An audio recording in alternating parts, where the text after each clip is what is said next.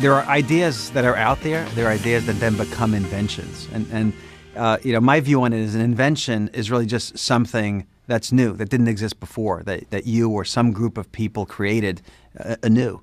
But that doesn't necessarily make an innovation, right? There are some inventions that actually become innovations. And what I mean by that is, I think when we talk about innovation, we talk about inventions that actually change the way people think about a market, about a service, about a product, about how they communicate with each other, about something. And those are the inventions that really, when we say innovation, that's what we mean. How do we foster an environment? How do we create inventions that actually become innovations?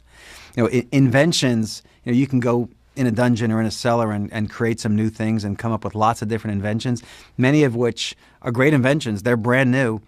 They may never see the light of day. That's not necessarily a bad thing because you don't know which ones are good or which ones are bad. And you've got to get the creative juices flowing in order to stumble upon sometimes those innovations, those inventions that actually become innovations that actually can change a market completely. I think everyone has an innate need to express themselves in some way. I mean, you see it with artists when they can express their feelings in whatever form of art that is, whether it's a designer or a painter. I think engineers are the same way. Engineers need to express what they're thinking, how they interpret the world around them, and what solutions they can bring to bear on that world around them that could actually make a difference. What inspires me most about inventions is when you see a group of people working together, often through trial and error, often through looking at things that they can't do, and being able to challenge, working together with a group, challenge with something that's potentially impossible, and say, well, let's step back and let's remove all of our assumptions, and let's take a clean slate approach to this, and let's work as a group and bounce ideas off each other. Once you get that spark of, hey, maybe this is possible, there's nothing more inspiring than that. I don't think there's any standard formula for inventing. I do think there are environments that are conducive to inventing, and those are environments that are less restrictive. Those are environments that allow you to remove the basic assumptions and premises of how things get done in the past, and allow you to segment off, say, well, let's take a look at how this can possibly be done differently, removing all assumptions. What we saw was things going wrong with an application. And what happens, you call up, the person on the other side of the help desk says, tell me a little bit about your environment, tell me about your problem. They'll go to the knowledge base and work with that knowledge base to diagnose that problem.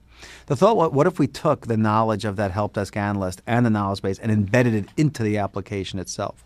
So the application is not calling home to notify you what's wrong. The application might be saying, here's what's wrong, I know exactly what it is, and here's the action I'm going to take about it. So the user of this application just clicked in the wrong place 3 times, and therefore they probably need training, so let's schedule them for training in the application. Or this just happened in the environment, let me consult, me meaning the application, consult the knowledge base and say, what does the service model say about what I need to do and how do I need to react to this event or set of events that happen.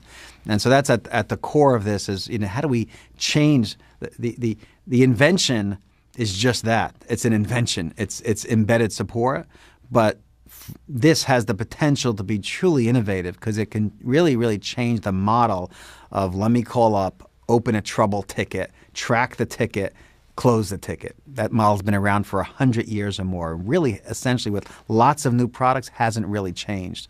The essence of this invention was, can we use this invention to create an innovative new process to change the way that model works?